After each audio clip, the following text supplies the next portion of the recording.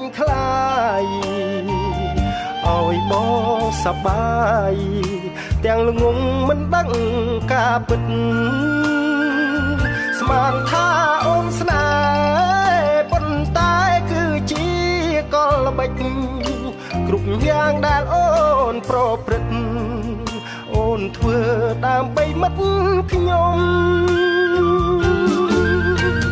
ស្គាល់រូបបងដើម្បីស្គាល់គេតើយន់ទៅធေါ်ទេអូនធ្វើឲ្យប្រុសម្នាក់យំបើអូនជាបងជឿថាអូនក៏យំភាពអ្នកជាខ្ញុំឲ្យគេប្រើប្រាស់តើឈឺយ៉ាងណា